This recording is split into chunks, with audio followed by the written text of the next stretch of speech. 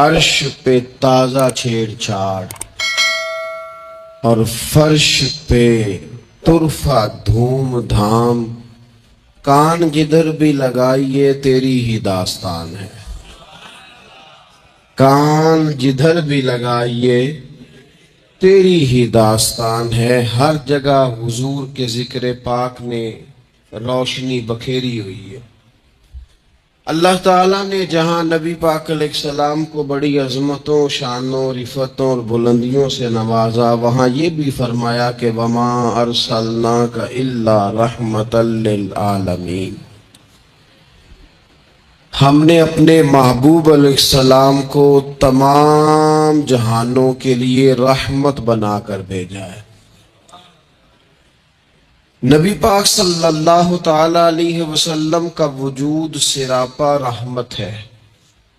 حضور کا بولنا بھی رحمت ہے، خاموش رہنا بھی رحمت ہے۔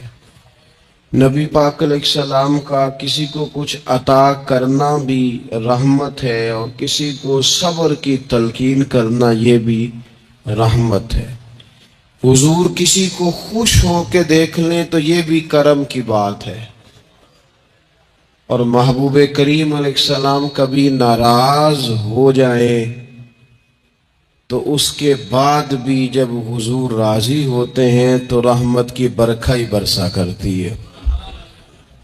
اور حضور علیہ السلام نے فرمایا ہے، میں نے اللہ کی بارگاہ میں یہ دعا کی ہے کہ مالک اگر میں کسی کو جھڑک دوں نا، کسی مسلمان مومن کو، تو مالک اسے بھی اتنا ثواب دینا جتنا تو فرض نماز کا ثواب عطا فرماتا ہے۔ تو وجود سارے کا سارا حضور کا رحمت کاملہ ہے۔ نبی پاک کا مسجد نبوی شریف میں بیٹھ کر پیغام دین دینا بھی رحمت ہے، اور حضور اگر اسلحہ پہن کر بدر کے میدان میں آ جائیں، اللہ کے دین کو نافذ کرنے کے لیے دست مبارک میں تلوار اٹھا لے تو یہ بھی کائنات کے لیے رحمت ہے، یہ بھی فضل ہے۔ کیوں؟ اس لیے کہ اگر جڑی بوٹیاں کاٹی نہ جائیں تو اصل فصل کا نقصان کر جاتی ہیں۔ اس لیے ضروری ہوتا ہے کہ ایسی چیزوں کو تلف کر دیا جائے جو انسانیت کے لیے نقصان کا باعث۔ اللہ تعالیٰ نے نبی پاک علیہ السلام کے وجود کو سراپا رحمت بنایا۔ بدقسمتی یہ ہوئی کہ دور جب بدلا نا اور لوگ اپنی ضروریات زندگی کمانے کے لیے میدان میں آئے، تو وہ اس طرح کی کچھ دوڑ میں ہم سب لوگ شامل ہو گئے کہ ایک مخصوص سی مادہ پرستی، ایک مخصوص سا مزاج، دولت کی اینک سے ہر چیز کو دیکھنے کا، تو ڈھیر سارا کچھ شخص اچھا ہے، اس میں بہت بڑی تعداد میں بھلائیاں پائی جاتی ہیں، اتنی زیادہ بھلائیاں کسی میں پائی جاتی ہیں، اتنا پیارا آدمی ہے، اتنا شستہ اس کا مزاج ہے، لیکن ہم جب کسی سے ملتے ہیں تو ہم یہ دیکھتے ہیں کہ اس کی ساری اچھائیاں اپنی جگہ پر پتہ چلے نا کہ وہ ہمیں کیا دے سکتا ہے، ہمارے کس کام آ سکتا ہے، ہمارے لیے کتنا نفع بخش ہو سکتا ہے، ہمارے لیے کتنا سود مند۔ یعنی وہ مزاجوں میں جو خاص نرمی ہونی چاہیے تھی، اور جو حضور نے فرمایا کہ تم میں سے بہتر وہ ہے جو لوگوں کے لیے نفع مند ہے، وہ والا مزاج نہیں بلکہ کچھ لینے کا۔ تو حضور علیہ السلام کو اللہ تعالیٰ نے رحمت بنا کر بھیجا۔ اس رحمت کاملہ ہی کی وجہ تھی کہ حضور نہ ظاہری طور پر بھی لوگوں کے جو روزمرہ کے معاملات تھے اس میں بھی بڑی خیر خواہی کے جذبات رکھتے تھے۔ نبی پاک علیہ السلام عام لوگوں کے بیچ اٹھتے بیٹھتے، ان کے ساتھ کھاتے پیتے، سرور کائنات کا طریقہ یہ ہوتا کہ اگر غلاموں میں سے کوئی بیمار ہو جاتا تو تیمارداری کرنے تشریف لے جاتے، صبر کی نصیحت کرتے، اللہ کے حبیب علیہ الصلوۃ والسلام اس کے لیے مناسب دوا بھی تجویز کرتے، دعا بھی فرماتے۔ حضور نے فرمایا اگر تم میں سے کسی شخص کہ ہاں کوئی خوشی کا موقع ہو تو وہ مختار ہے، دعوت دے نہ دے، لیکن اگر کسی کا انتقال ہو جائے تو مجھے خبر ضرور دینا، میں جنازے پڑھنا چاہتا ہوں۔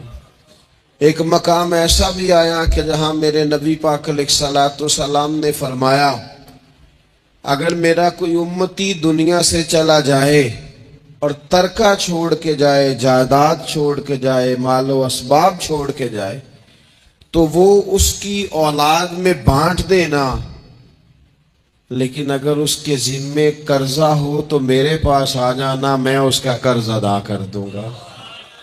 نبی پاک صلی اللہ تعالی علیہ وسلم نے اپنی رحمت کے ساتھ امت کو جو حصہ عطا فرمایا اور جس طرح سے حضور سید عالم صلی اللہ تعالی علیہ وسلم نے ہمیں یہ اسباق پڑھائے، اس طرح ہونا نہیں چاہیے تھا۔ جو ترتیب آج دنیا میں لگ گئی ہے اور جس انداز میں مسلمان اپنے صبح و شام گزار رہا ہے، آپ یقین کریں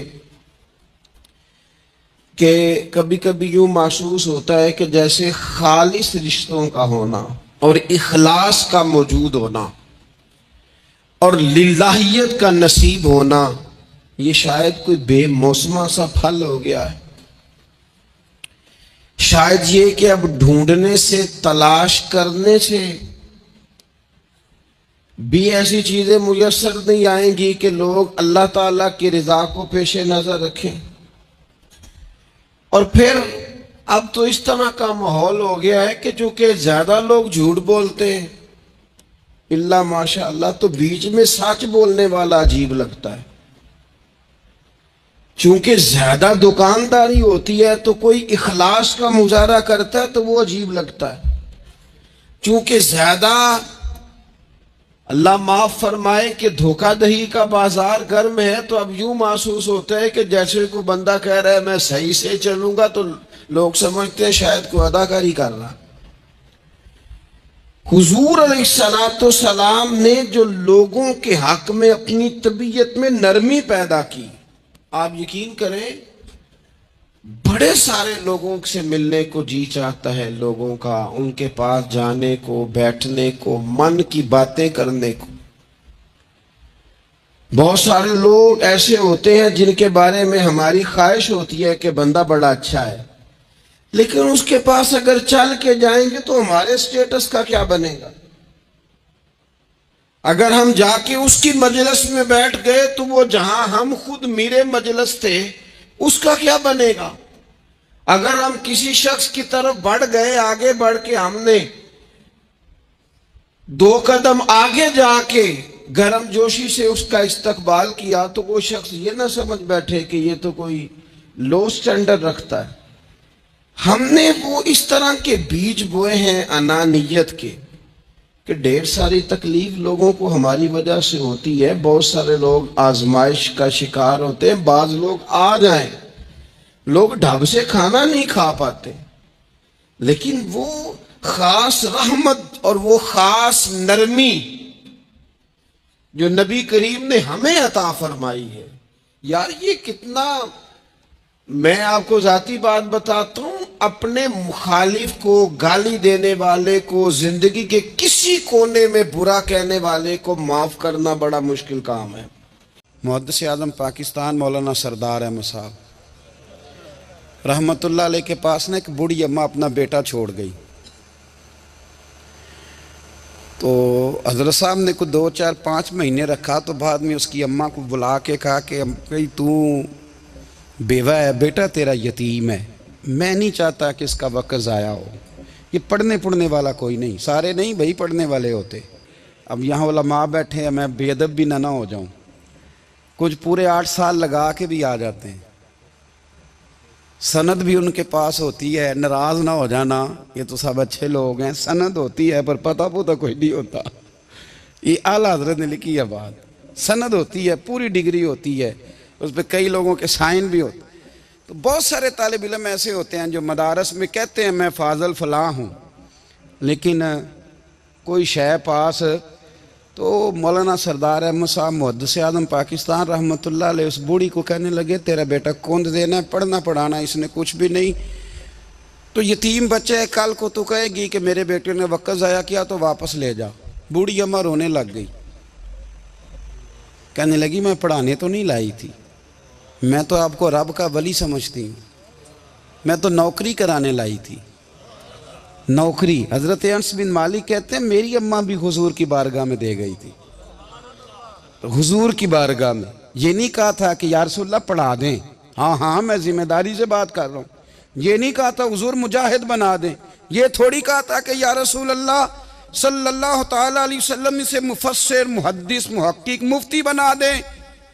حضرت انس کی اماں کہہ گئی تھی سونیا جب تک یہ رہے گا نا آپ کی نوکری کرے گا، یہ گھر کے کام کاج کرے گا، ڈیوٹی کرے گا، حضور یہ آپ کی نوکری کرے گا۔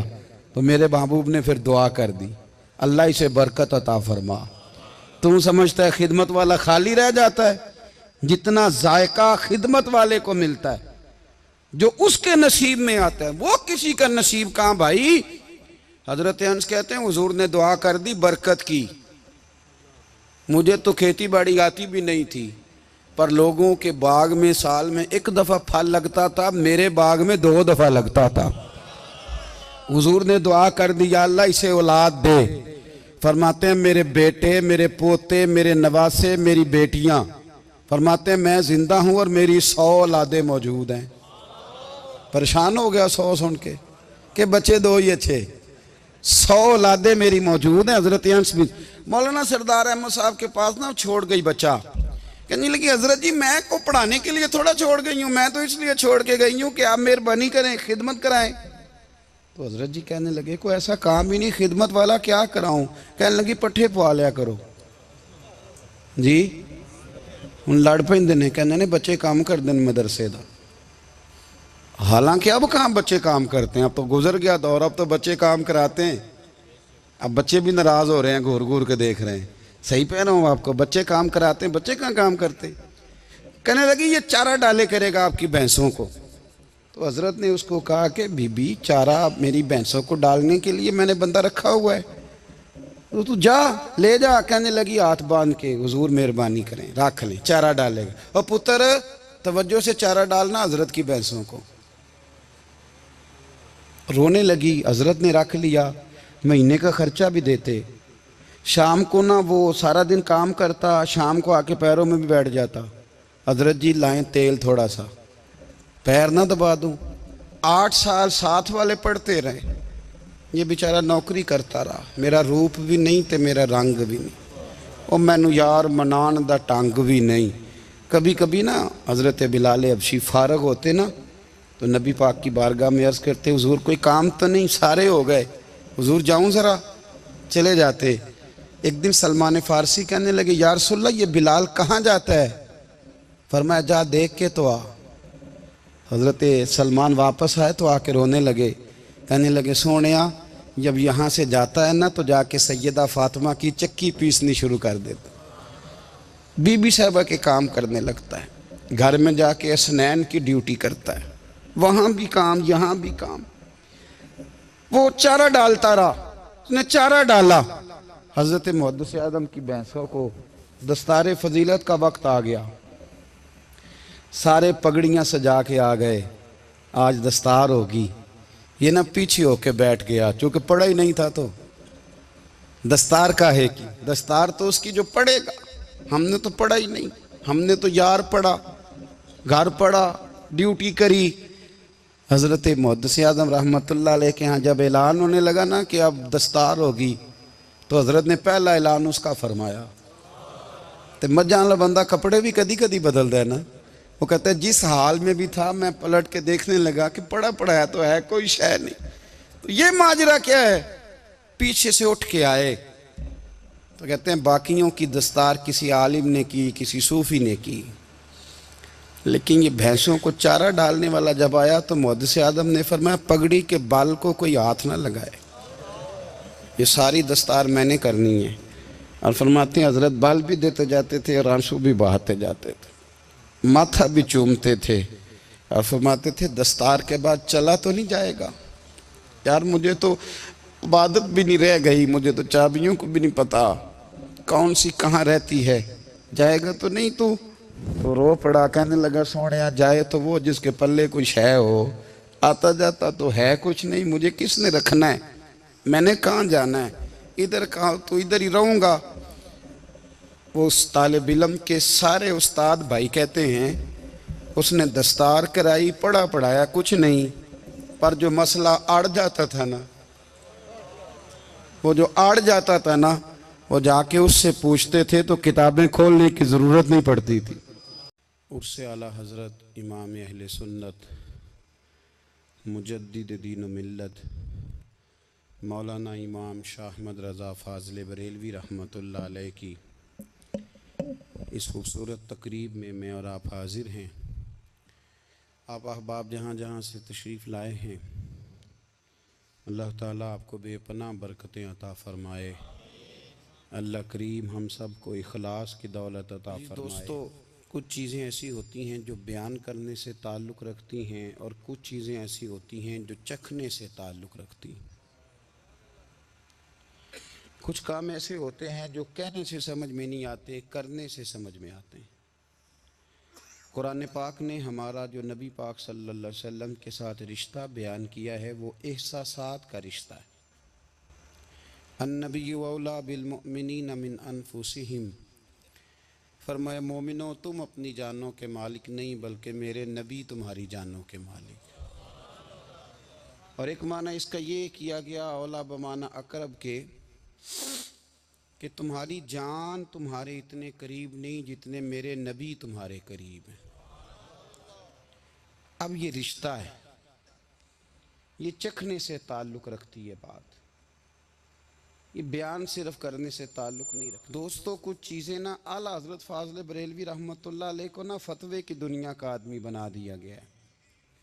کہ اعلیٰ حضرت فتویٰ دیتے تھے، فتویٰ لکھتے تھے، فتوے کی بات کرتے تھے. فاضل بریلوی نے نا دین صرف پڑھا پڑھایا نہیں، اعلیٰ حضرت نے دین چکھا ہے، اس کا ذائقہ تھا. اعلیٰ حضرت پہ دین طاری ہوتا تھا، کیفیات والے شخص تھے، ان کی زندگی میں ادب اداب پایا جاتا تھا. وہ سوز والے تھے، درد والے تھے، کیفیات والے تھے.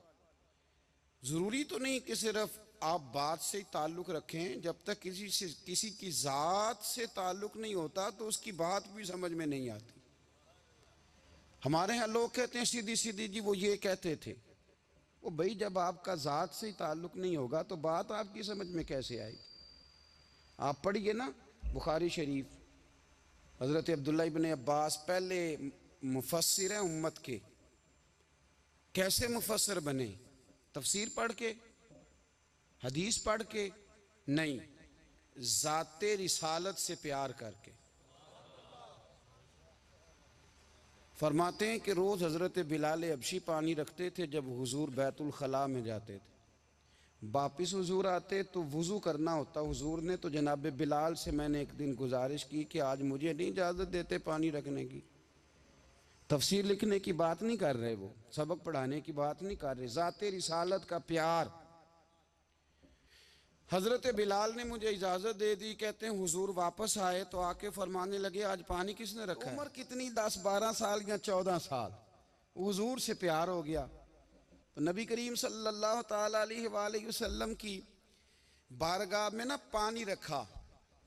تو جب پانی رکھ کے فارغ ہوئے تو حضور نے پوچھا کس نے رکھا ہے؟ تو عرض کی حضور اس جوان نے رکھا ہے. گویا عشق لگا سی کھیڈاں کھیڈ دی تے کھیڈاں بھول دیاں بھول گئیاں. کہتے ہیں جی اس نے رکھا ہے پانی. تو رسول کریم نے نا ہاتھ اٹھا دیے. آپ سمجھیں بات کو، انہوں نے جہاد نہیں کیا، انہوں نے کوئی ایسا کام نہیں کیا، صرف حضور کے لیے. کہتے ہیں تو خدمت ہی کرتا رہتا ہے، تمہیں پتہ ہی نہیں خدمت کا صلہ کیا ہے، پتہ ہی نہیں خدمت کا صلہ کیا ہے. پانی رکھا، بخاری پڑھ رہا ہوں، میرے رسول کریم نے ہاتھ اٹھائے، کہا اے اللہ اسے دین کی سمجھ عطا کر دے، دین کا فقیہ بنا دے. ایک دن پانی رکھا، مصطفیٰ نے دعا کی، امت کے سب سے بڑے مفسر قرآن بن گئے۔